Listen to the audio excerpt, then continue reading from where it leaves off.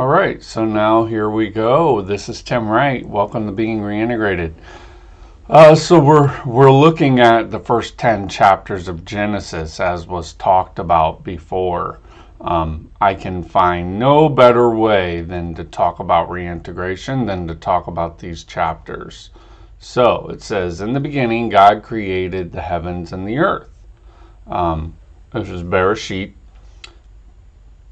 And then we're going to look at created God, which is what I found actually really interesting. The esoteric reading is that Elohim blends the absolute, Aleph, with its arm of extension, Lamed, breathing life, He, through active creation, culminating in maternal realization, Mem. God here is not only the source, but the dynamic polarity of generative force, both father and mother. I mean, that's so amazing.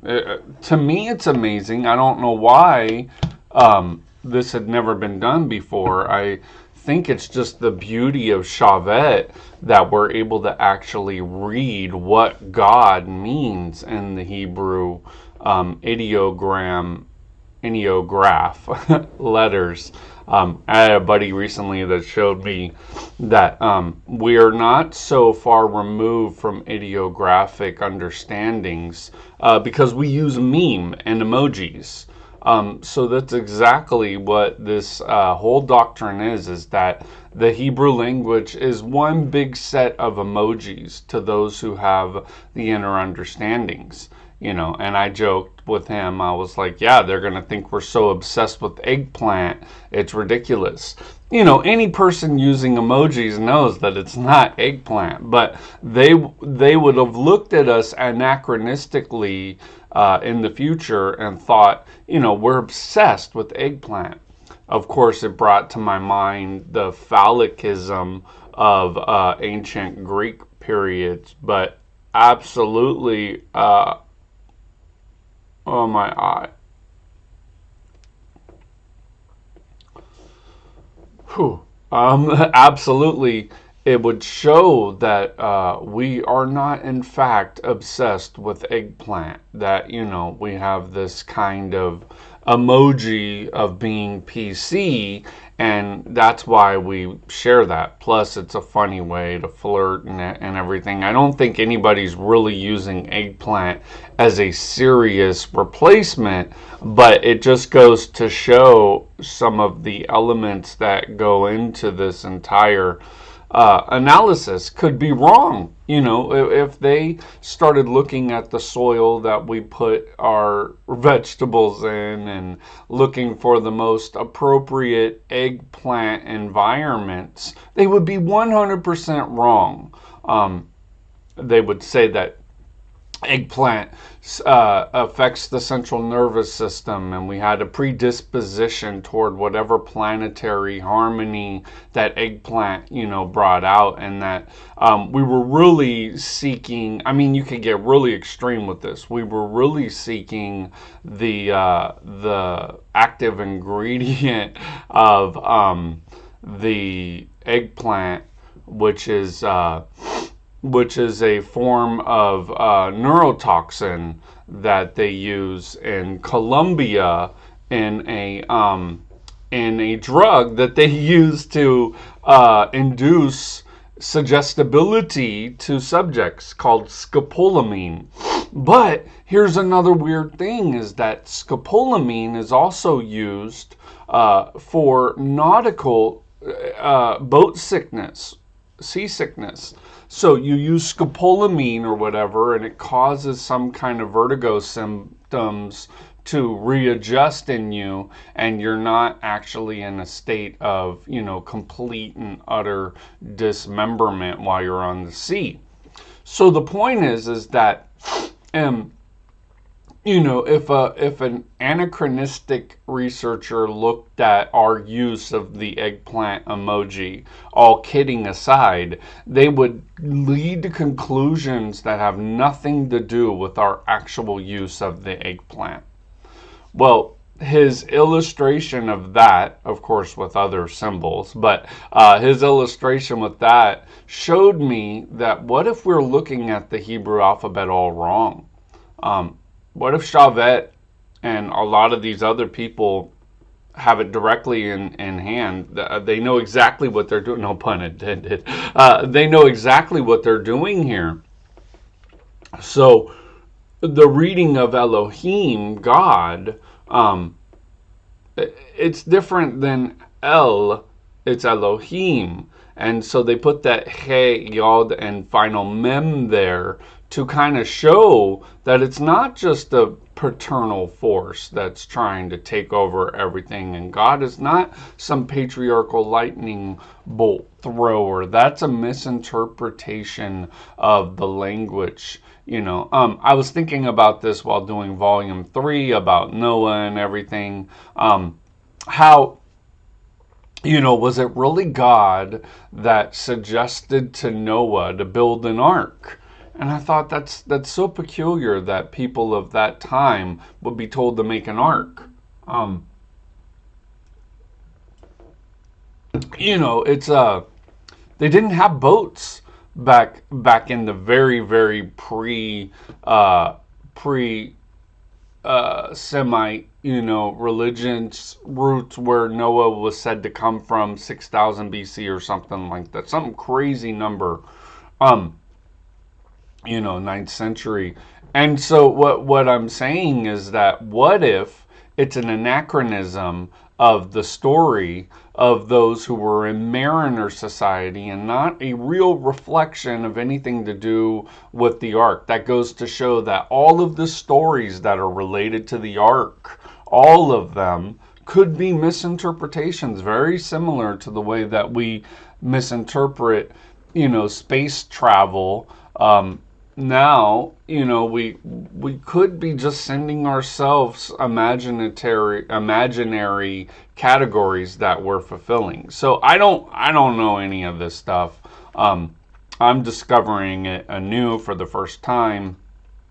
And when it comes to this sentence that in the beginning God created the heavens and earth, after creation there is a word, et, not to get all conspiratorial, but it's a untranslated in English term that marks a direct object, but esoterically it contains the entire alphabet from Aleph to Tav. So it's saying all things are related to this alphabetical nuance of, A to Z basically, or Aleph to Tav. But it's funny because the word the, basically, as we translate it, means the entire alphabet. So it says, in the beginning, God created the alphabet. Not the heavens. It says God created the alphabet. That's absolutely amazing to me that they would say that a masculine and feminine force created an alphabet. So we go into this division of, humanity, and this is what I was talking about in volume 2, I believe, where it's talking about genealogy and corruption and everything else. And I found that in Genesis, I think it's 2, I could check my notes. I'm just going off of talking about this material. The Genesis, yeah, I believe it's in the second volume for sure. But it's Genesis 2. Let me get to it. And this is why it's so important. 5:2. So it wasn't 2. It was 5:2. So 5:2 says essentially that that male and female he created them and blessed them and called their name Adam on the day that they were created. So it goes to show that human beings are Adam. When you say the sons of Adam, it's not a patriarchal lending of a male to another male lineage. It's saying that, these were mixtures of the feminine and masculine energies, the Seth and the Abel and the Cain and so on and so forth. These were not just humans. These were types of a certain kind of consciousness of humanity at that time. So we're seeing not the individual story of individuals, of one, anachronistically interpreted Adam who thinks that he rules everything. And then we get into worse things, that Adam was destructive to Eve. More anachronism, that, there's this suppressed story about Eve being violated by Adam, and it's just this first family corruption that is at such a deep level. And there's a real big betrayal in our society now of the sacred masculine. And I'm not going to get all weird about it, but I'm just saying that the point is maybe we should look at this stuff in actuality and not in fantasy, because we will become way more like those who are looking back on the 2025 and saying they were obsessed with eggplant. Their homes were dens for eggplant, no pun intended again. But, eggplant was their dietary need because of their addiction to scopolamine. And this was an inoculated society that had an authoritative leader who was leading them into their own demise, and not seeing where the destruction was going. The scopolamine-filled zombies were running through the universe, in a very politically entranced place. I mean, you can go on and on and on into the realm of, basically science fiction and make up an entire story about it, because we are creative. We want to have meaning out of what our mind is doing. So we'll fantasize like crazy in trying to create something that gives us mental and higher order integrity. So it is very important to understand that maybe some of these stories were meant to be symbolic in their nature, and that they were not our anachronistic story that we tell ourselves. I saw another example of this in the TV show Friends in the 90s, I believe. And, the paleontologist Ross Geller finds a new discovery, and they're showing it in the museum. And they're showing how there is this Homo sapiens who was coming from Neanderthal times. And, they have this whole doctrinal thing about it. And then his wife at the time, or girlfriend, I believe, comes up and says, there's this like domestic commentary that's made about Homo habilis or whatever, and and she goes, he's out all day long with the boys, and she's just at home trying to get the mastodon smell out of the carpet. And then he goes, hey, these are cave people. They don't have those kind of concerns. They're like, there's an asteroid coming. That glacier is getting really close. They have primitive cave Neanderthal ideas. They're aboriginal folk. They did not have domestication. So the point is to realize that when we anachronistically impute information that is meaningful to us, but not to those people that we're imputing to, that we may not understand what's going on.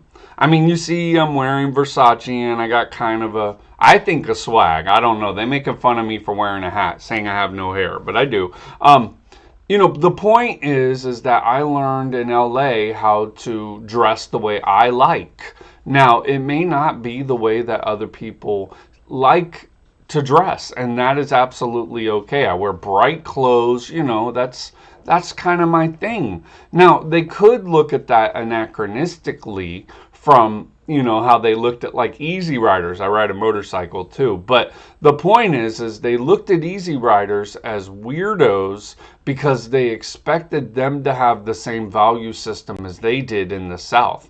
And they died because of it. They were killed, murdered. But the point is that it can be very easy to overlay somebody's actual reality with your perceived ideas of what their reality is. Such as a lot of the folks, I told you I came from LA, so I know it's a knowledge in my bones. I know how to live in LA, and so not trying to be too thuggish or whatever. But the point is you have these domestic interpreters from college, taking these very, very weaponized classes, trying to tell everybody what everything is, and and and it may not be that way. It may be just as futile as the archaeologists looking at the 22nd century obsession with eggplant. They might be completely wrong. They may not understand it at all. So, Dr. Jonathan Mayer's presentation of scopolamine in 2025 may be an absolute farce. It may be absolutely crazy talk. And this is a doctor that they give, homage and reward to, economic reward, for being a doctor. And they're like, oh, I'm so smart, I know everything, I'm the genius, I'm intelligent. The point is that what if we're absolutely right about scopolamine, but we're absolutely wrong about those who purchased, ate, cultivated, and delineated their life by the worship of eggplant? It's supposed to be what the Tibetans call in debate a reductio ad absurdum. If I were to start talking about eggplant and its natural properties, as I've seen emojis popping up in pop culture, and I think that there's a special drug in eggplant that people are going into, and I get really conspiratorial about it, which I can. The purple color causes the eyes to go into a dilution that they can't see colors and their distinctive rays, because the purple is seen scientifically as not purple, but the eyes can only represent red, green, and blue, so they can't really see purple. So purple is not green, and I start freaking out on everybody. It would be fun to listen to, but you would start to say, wow, this guy's really, really ignorant. Even though it's very educated that green is actually the only color we see. So when we see purple, our eyes register purple as not green. And then I went into I went anachronistically into Egyptian biogeometry and started telling you how there's French radiesthesia, which I've studied all this stuff. So, the conversation could go on and on and on, that has figured out that green is the harmony baseline of all humanity. Now, I'm not saying this isn't true, but I'm saying they're not connected. That just because purple is seen by the eyes is not green doesn't mean that we have a predisposition toward green. And that's why we're looking at purple, because we're trying to show our existential pain that, we're not able to see green. And so therefore we're telling everybody, look, this isn't purple. Even though we're obsessed with purple and memes and all this stuff, I can make up so much stuff. And that on the eggplant there's a green cap, showing that all purple life actually has a green basis to it. And this is a language that was coded into us before we started this interpretive, exegetical conversation about the green-purple divide. And there's green and purple people, and on and on and on and on and on. And my mind won't stop doing that. So it becomes tautological. It comes up with a premise, and then that premise can either be solved or not solved, or solved. And so it starts to debate and reduce into absurd extremes that information. This is all to say, what if we read the chapters wrong? And that's why I'm happy to be able to have Illuminism of Genesis, because we're finally going to see the chapters in a new light. Rather than literally looking at these symbols and words, we're going to look at the letters themselves as symbols. Because nobody agrees that, God told Isaac to go, or Abraham to go and kill his son Isaac. But the sociologists would start to go from a basis of that and say that there's a propensity of violence in the masculine, and that the masculine is so violent and aggressive that they would cause patricide and this divide and the harmony of the nuclear family. All the words. None of that is true. What if Isaac is not Isaac? What if it's something else? And we have been misled through well-meaning fabricators of anachronism, just like they believed that Noah had an ark because they were obsessed with mariner culture when they wrote the books. What if, just what if, travel had nothing to do with boats back in the time of Noah?